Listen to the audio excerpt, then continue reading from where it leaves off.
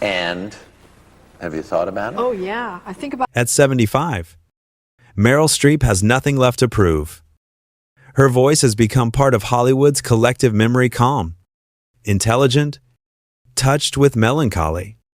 But in a quiet interview filmed in the soft light of an autumn afternoon, she said something that made even the journalist fall silent. "I never loved anyone," she whispered, "the way I loved John." No headline followed. No scandal. Just a truth so pure it stunned the room. For decades, Meryl had been the symbol of grace, a woman who mastered every role, who moved from stage to screen without losing her soul. Yet behind that serenity was a grief that never aged, a chapter that time refused to close. The name she spoke, John Cazale, belonged to a man the world had almost forgotten. He was not a matinee idol, not a tabloid obsession. He was the quiet actor behind legends like The Godfather and Dog Day Afternoon. But for Meryl, he was everything, the love that began in a theater, rehearsal, and ended in a hospital room. The story was supposed to be simple, two actors in love, one taken too soon. But simplicity has never been kind to truth. What she lived through was not romance, it was devotion in the face of death, art colliding with mortality. As she talked, her hands trembled slightly. The interviewer asked softly, "Do you still think of him?" Meryl looked away, her eyes filled with that strange peace only sorrow can bring. "Every day," she said. "He never really left." Outside, the world kept moving, the traffic, the awards, the applause, but for a moment, everything felt suspended, as if time itself bowed to a love that refused to die. This was not the kind of confession Hollywood was used to. It wasn't about secrets or betrayal, but about the unbearable beauty of loss, the kind that shapes you forever. So the question remains, echoing through her silence. What happens to love when death interrupts it? And can the heart ever move on from what was never allowed to end? Long before the world crowned her as the greatest actress of her generation, Meryl Streep was just a young woman chasing something intangible truth. It was the early 1970 seconds, and New York City pulsed with ambition. The theaters were small, the pay was almost nothing, but the air was thick with dreams. Actors rehearsed in cold rooms, drinking cheap coffee, surviving on hope and the warmth of applause that might never come. Among those dreamers was John Cazale. He was not handsome in the Hollywood sense then, with gentle eyes and a face that seemed carved by sadness. But he carried a gravity that drew people in. Every role he touched came alive with a quiet intensity, as if he carried the entire story inside him. By the time Meryl met him, John had already appeared in The Godfather, though he still walked the streets unnoticed. Another actor lost in the noise of Manhattan. Their meeting was almost ordinary. A casting call for Shakespeare's Measure for Measure brought them into the same rehearsal space. Meryl was luminous 26, curious, precise, with that rare mix of fragility and force. John, 11 years older, was immediately captivated. He watched her work, the way she lost herself in a character, how she treated even the smallest line as something sacred. He didn't flirt, didn't chase. He simply admired silently, steadily. What drew her to him wasn't fame or charisma. It was the way he listened.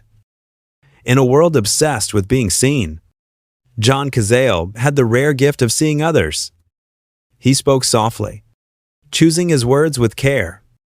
When he laughed, it came from somewhere deep, as if joy, for him, was both a surprise and a privilege.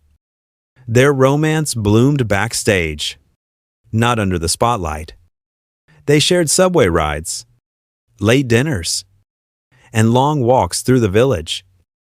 Their love had no spectacle, no performance. It was quiet, intelligent, almost spiritual. Two actors who understood that to create art is to give yourself away, piece by piece. By 1976, they were inseparable.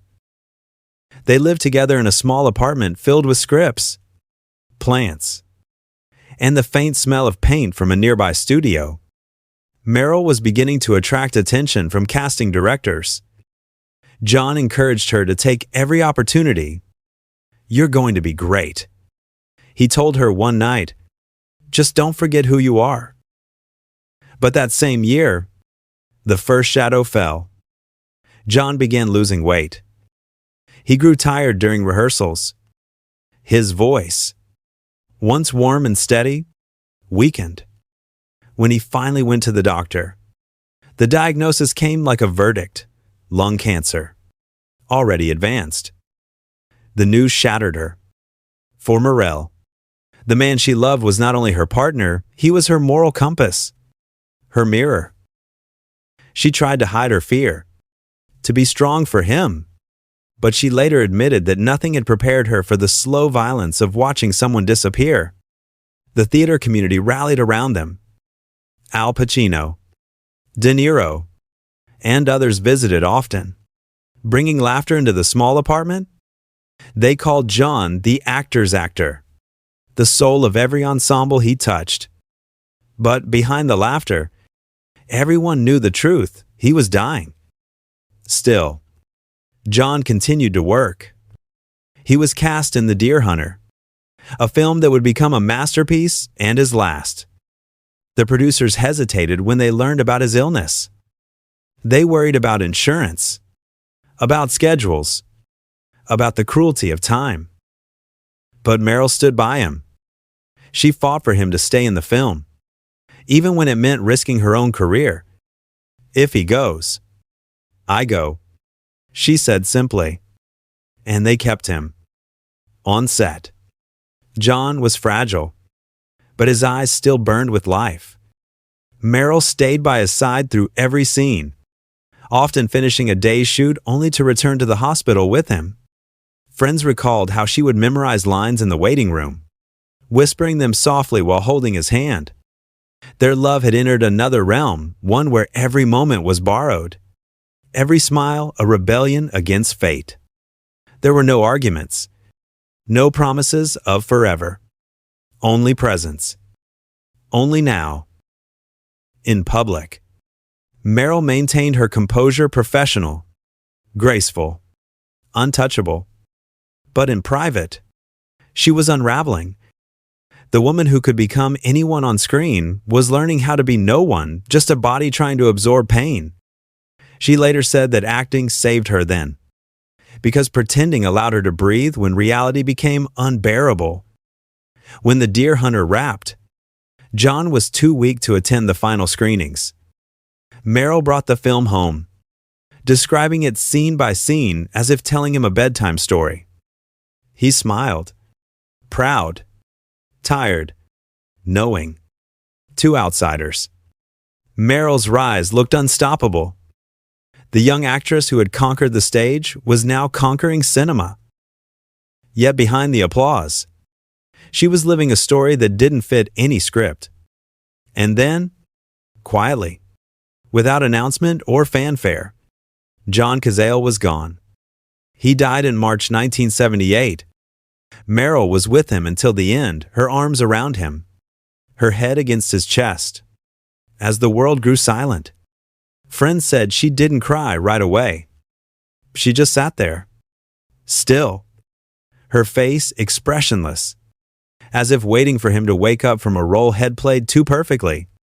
When she finally left the hospital that night, the snow was falling. The city was asleep. She walked home alone.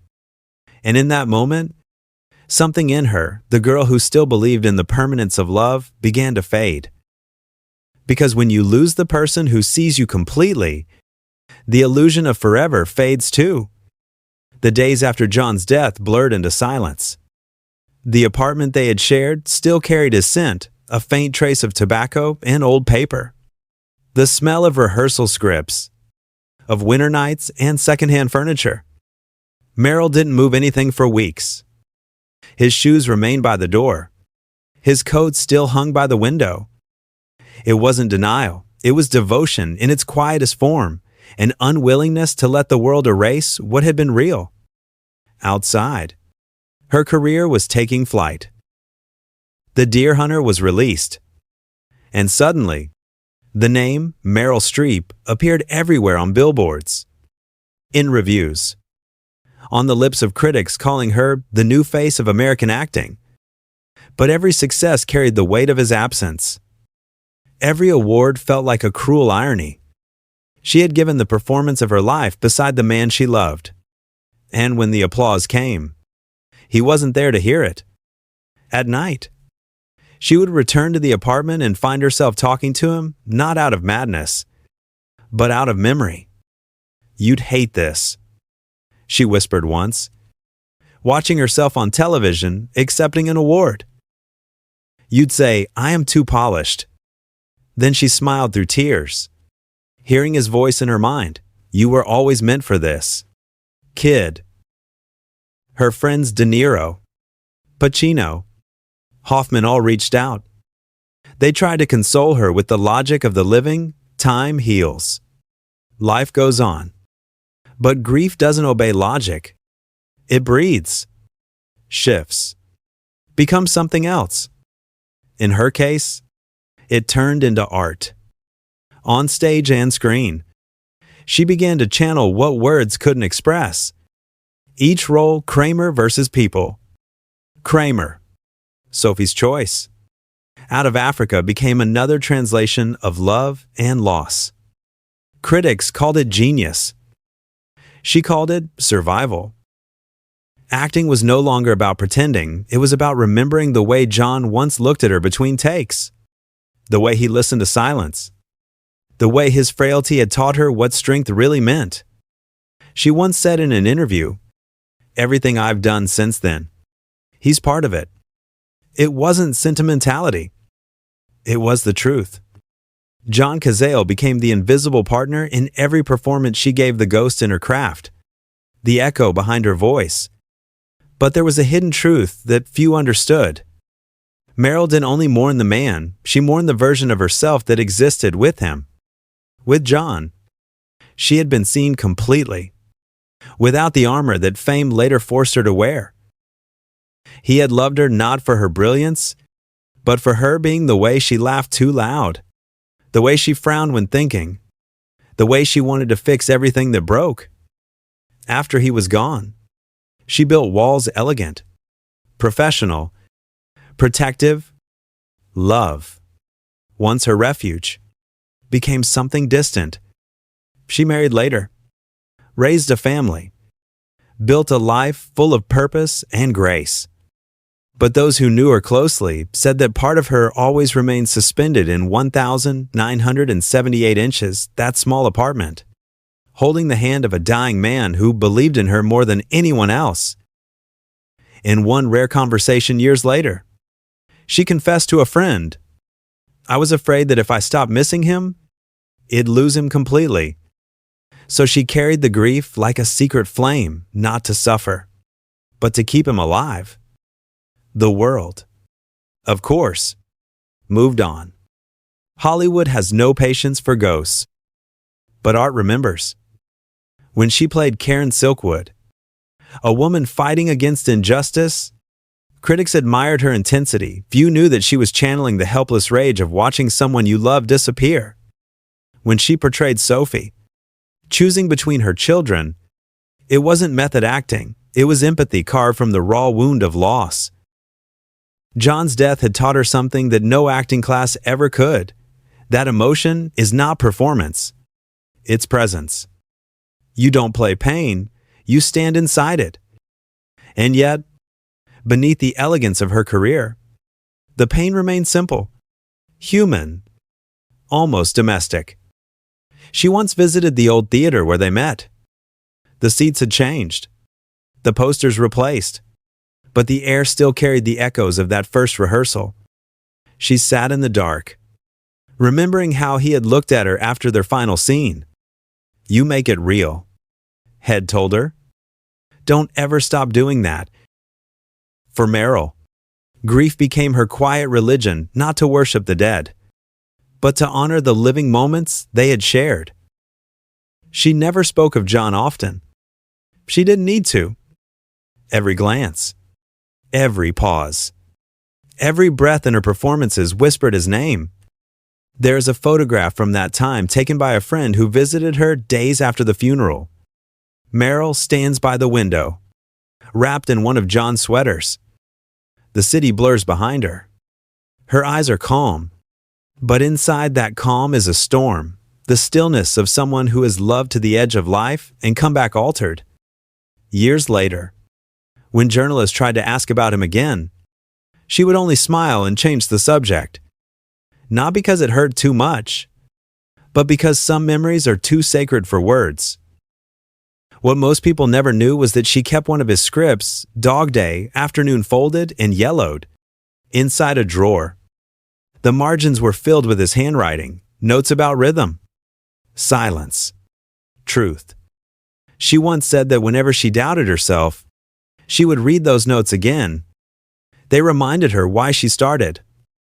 The hidden truth of Meryl Streep's brilliance was not ambition, nor technique. It was love. Love transformed, refined, immortalized through art. John had given her a gift disguised as tragedy, the understanding that emotion, when carried honestly, can outlive death. Sometimes, in interviews, when she's asked how she finds such authenticity in her work, she answers with a small, knowing smile. "I just remember," she says. But she never says what or who she remembers, because the secret she guards is not a story of loss. It's a story of continuity. She didn't survive John's death, she absorbed it. It became part of her voice, her gestures, her way of inhabiting every role. Every time she cries on screen, part of that tear belongs to him.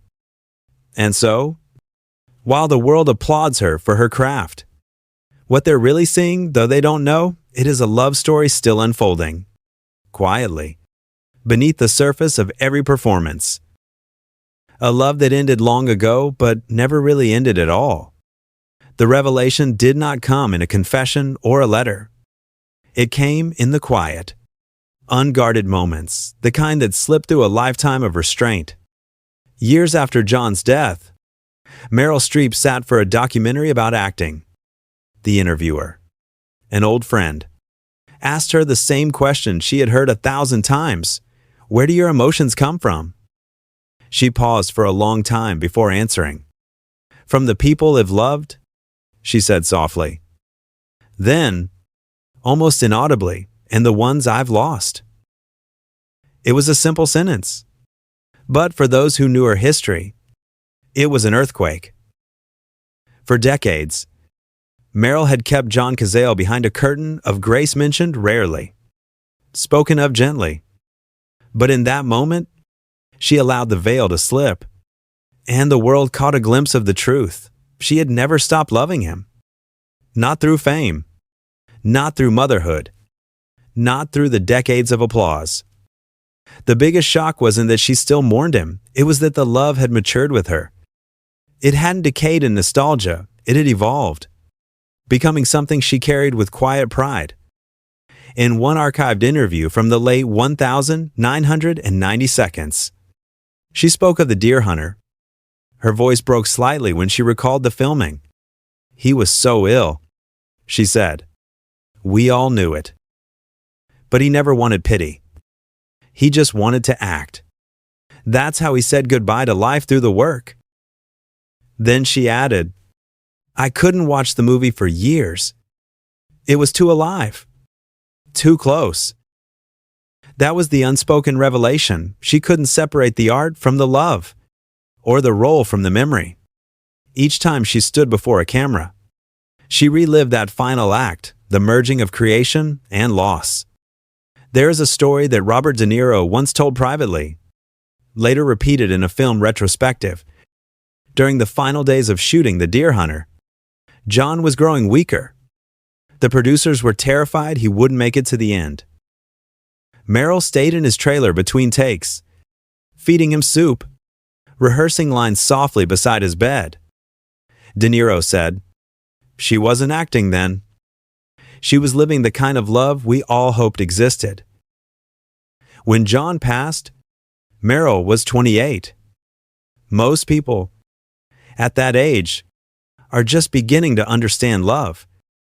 She learned what it means to outlive it. The revelation that stunned even those closest to her came years later.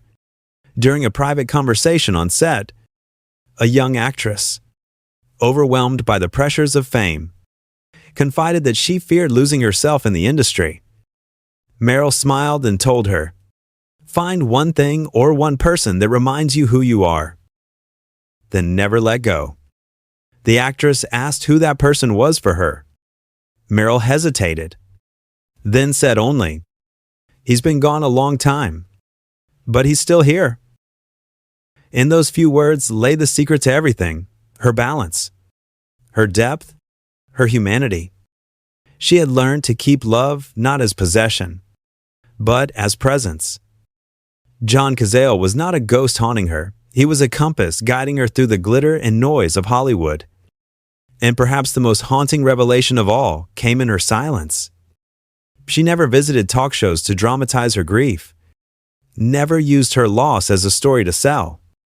She protected it the way one protects sacred ground. In an industry built on exposure, she chose secrecy as an act of love. John once told a friend that Meryl wasn't just talented, she was honest. It's that honesty that became her signature. Every time she looked into a camera, she met the world with the same truth she had shared with him, stripped of vanity, full of empathy. The revelation, then, was not about death, but about continuity, how love can survive transformation, how grief can become grace. She didn't move on, she moved with him. Through the applause, the aging, the shifting world, she carried that invisible thread. When she finally spoke about John openly in her 70s, her words were tender, deliberate. "He was my companion, my teacher, my heartbreak. I think part of me still acts for him." And in that confession, there was no tragedy left, only peace. The kind that comes when memory stops hurting and starts illuminating. The camera captured her face, in that moment's soft lines. Silver hair, eyes still young. She smiled faintly, as if hearing his laughter echo from somewhere just out of frame. The revelation was simple, devastating, and beautiful. Meryl Streep's greatest performance has always been the one she never gave the silent portrayal of a love that death could not erase. There are love stories that fill a lifetime, and there are others that define it. For Meryl Streep, the years with John Cazale were brief, but they shaped everything that came after. His death was not the end of their story. It was the beginning of her understanding of what love truly means. In an industry built on reinvention, she remained anchored by something timeless, the belief that love, once real, does not vanish, it changes form. What she learned from John was not how to endure loss, but how to transform it into meaning. Every film, every role, every quiet moment of truth in her performances carries the fingerprint of that lesson. The moral of their story isn't about tragedy. It's about depth. Love does not need longevity to be eternal. It only needs honesty, the courage to love without guarantees, to stay when the ending is written, to give everything even when time is running out. Meryl once said, "Everything we lose becomes part of us." Perhaps that is why she never spoke of him with sorrow, only gratitude. She did not try to replace him, because love like that isn't meant to be replaced. It's meant to be lived through, again and again, in the quiet echoes of one's work, one's choices, one's soul. John Cazale never saw the decades that followed. He never saw Meryl become the embodiment of art and empathy. But somehow, she carried him with her, not as a ghost, but as light. Every time the camera finds her eyes, there is a trace of him there, the tenderness, the intelligence, the ache of something beautiful and unfinished. In a world obsessed with perfection and permanence, their story reminds us that the truest loves are often fleeting, but never lost. Some hearts, when they break, do not scatter, they expand. And perhaps that is the quiet miracle of their story. That death could take a man, but not the meaning he left behind. That grief could evolve into grace, and that a love too short for time could still last forever.